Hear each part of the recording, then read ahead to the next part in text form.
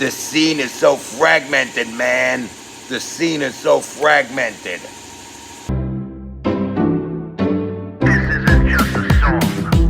Illuminati is a thing you need to watch out for. They want to depopulate and slave us so much more.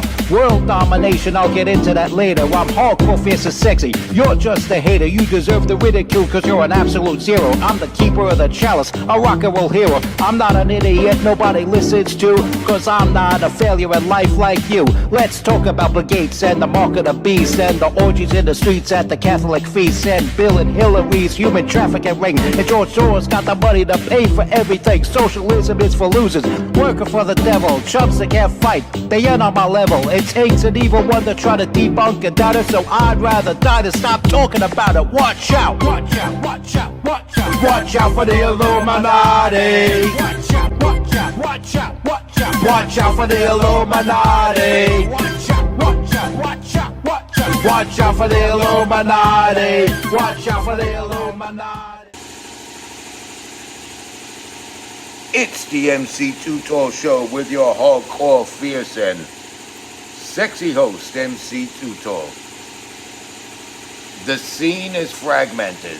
The scene is fragmented. That's what I've heard when I used to be heavily involved with the underground music scene in New York City. Crossing genres over from hip-hop to punk rock to goth music, fashion, and overall culture. I heard the scene is so fragmented, and in that case, it was the fault of the greater majority of the people who said the scene was fragmented. They fragmented the scene and then complained about it. Now, let's talk about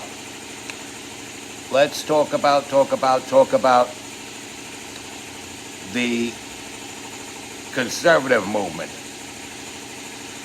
or all of us on the right, or as I like to call, the side of the righteous. We have some unrighteous players that are fragmenting the movement. They're fragmenting the movement, and for the most part, virtually, with a few exceptions, virtually all others, besides these few exceptions, are the cause of it. All sides. I did a whole friggin' video on Mark Levin, how we lost Mark Levin, and how he kept going after Tucker Carlson. Somewhere along the way, we've lost Tucker Carlson. He dipped down a rabbit hole. And even before Tucker Carlson dipped down that rabbit hole, Candace Owens dropped down a rabbit hole of her own. And these things are a distraction from the main focus. The real enemy at the present time, even more so than a lot of these foreign invaders, is the American left. And I will say that within our own borders and shores, the left, the liberal movement, the woke agenda, whatever you want to call it, that is the enemy. That is, if you're on the side of the righteous, that is your mortal foe. That is your main enemy.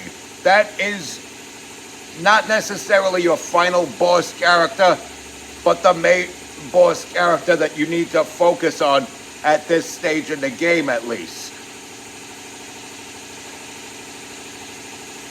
So, if we get our thing across, if we defeat the left, I don't care how many Jewish people are smiling and clapping their hands in Israel out of appeasement as a result of things that the right is doing to piss the left off.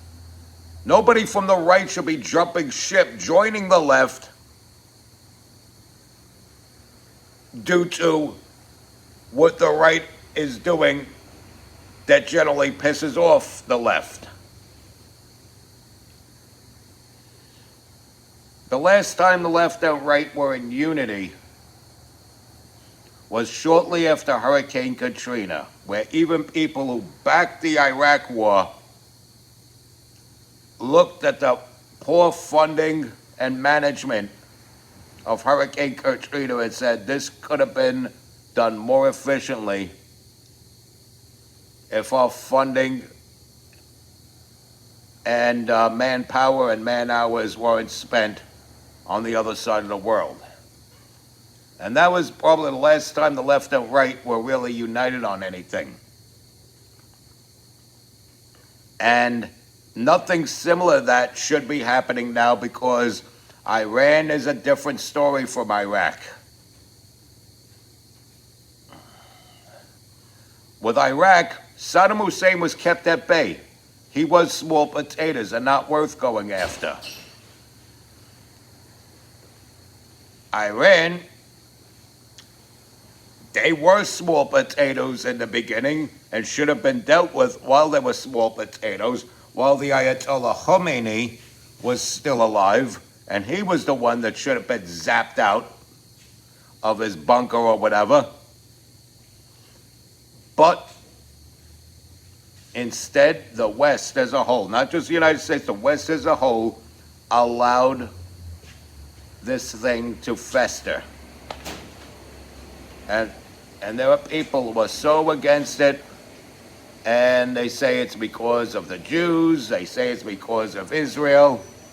The Jews didn't cause the hostage crisis of Iran, okay? The Jews weren't appeased with the Shah of Iran. But we needed him there. And the Shah wasn't a great advocate of Israel and the Jews, but they were an ally of the United States when the Shah was in power. Iran was an ally of the United States when the Shah was in power. And out of respect for the United States, would not have attacked Iran and weren't even interested in attacking anybody. They were interested in making their country a rich country. What you see with Dubai, UAE there, all these rich cities, all these epic structures and everything like that, that was the direction Iran was going in. Iran was going in that direction at a faster pace, at a much earlier stage in time when the technology was closer to primitive than it is now. And, you know, the West dropped the ball, the whole West, not just the United States, the entire West dropped the ball. What the hell is the point of NATO? What the hell is the point of NATO? What the hell is the point of the United Nations? To allow this to happen. And it was years of fanatical fundamentalism that caused the civilians of Iran to be tortured and killed. Hundreds of Americans, whether it was military personnel, diplomats, civilians, because like, why the hell would you want to be a tourist in Iran? What's there to tour after the fall of the Shah? But Americans, thousands of Americans, close to 1,000 at least, died because of the mullahs of Iran. So we had skin in the game going after the Ayatollah Khamenei. And you want to fragment the scene. There are people that want to fragment the scene, as they say. They want to fragment the movement and say that's all because of a bunch of people rubbing their hands and squinting their eyes and whatever other stereotypes you could think of. And I would say there is a both sidesism to be had here. At the same time, when you're focusing on defeating the left, you don't need somebody from your own team running up to you and say, yeah, and we need a strong Israel. It should go without saying. It doesn't need to be emphasized and put right in the forefront. You know, if you have somebody telling you, yeah, and you need to tie your shoes before you leave the house, people are going to go out of the house with their shoes untied and tuck their laces inside instead. I mean, things that should be second nature, when it's verbalized to you over and over again,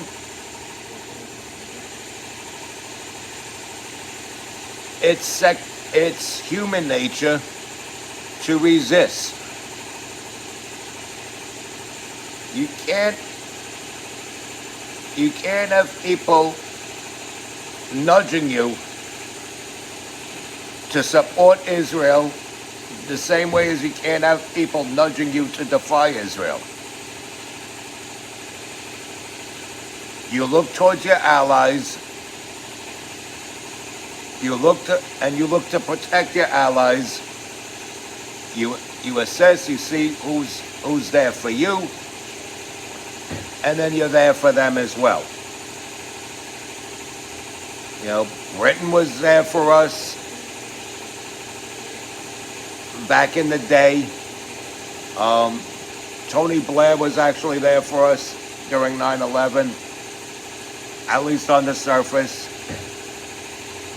Unless you go into the whole other backstories behind that or whatever, which doesn't need to be concentrated on in this particular video, and I refuse to do that in this particular video. I mean, I have my own theories on the matter. That's why a lot of people say I jump into rabbit holes a lot, but what I'm saying is that we got to stop fragmenting the movement. And would you ask me now? Originally, I was leaning towards Tucker Carlson, but if you ask me now, I'm still not embracing Mark Levin, but I'm not embracing Tucker Carlson either. They're eliminating themselves. As far as I'm concerned, we lost Mark Levin. We lost Tucker Carlson. We lost Candace Owens. Never really had Nick Fuentes, although some of his podcasts were pretty funny and entertaining. But when you get a guy that's saying, I'm voting Democrat to punish the GOP, when you think of the impact of what that means, I'm voting Democrat. That means I'm voting for everything of the alphabet mafia. Now, we're not talking about just letting gay people have their rights. We're not talking about just allowing adults to transition,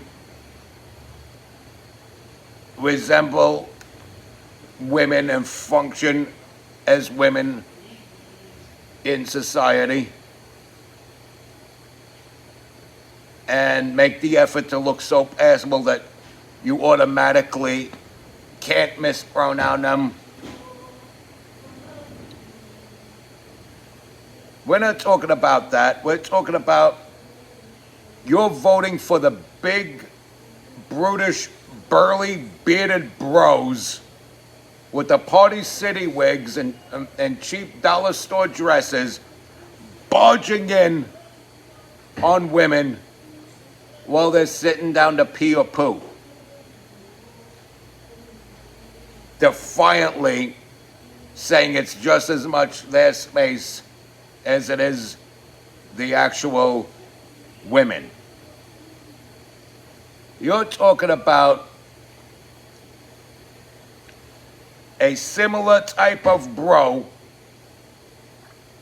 getting a job as a kindergarten teacher, leaning over to little Billy and saying, maybe you're meant to be a girl. You're voting for that if you vote Democrat to smite the GOP. The borders opening up again. Another 20 million people coming in, unvetted, and at least 15 million of those 20 million murderers, rapists, drug dealers, human smugglers. You're voting for that if you vote Democrat to smite the GOP.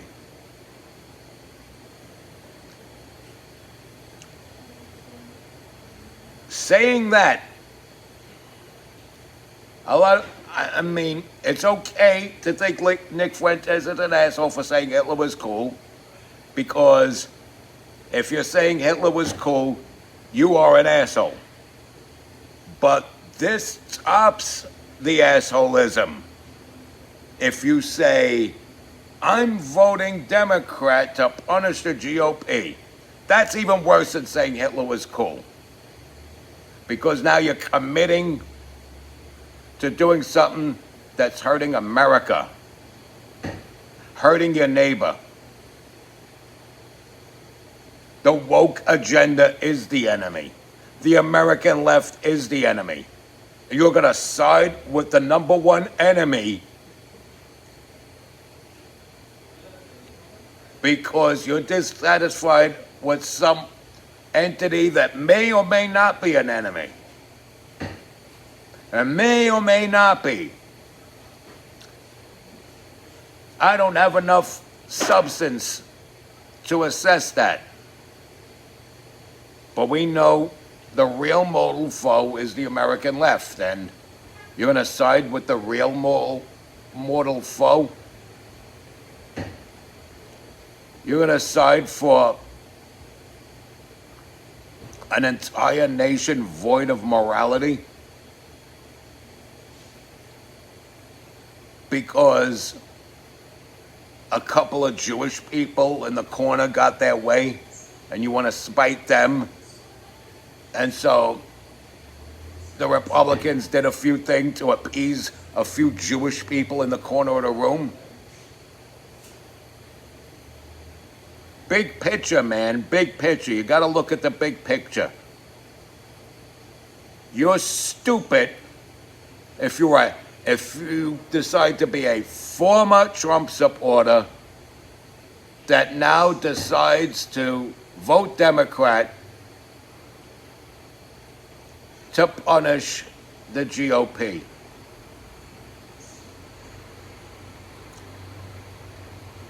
Big picture. The real enemy is the American left. They're the ones against God. And on to the I say respect God. Watch out for the Illuminati. Like, follow, share, comment, subscribe. Don't be gross. Don't immorally follow the Democrats.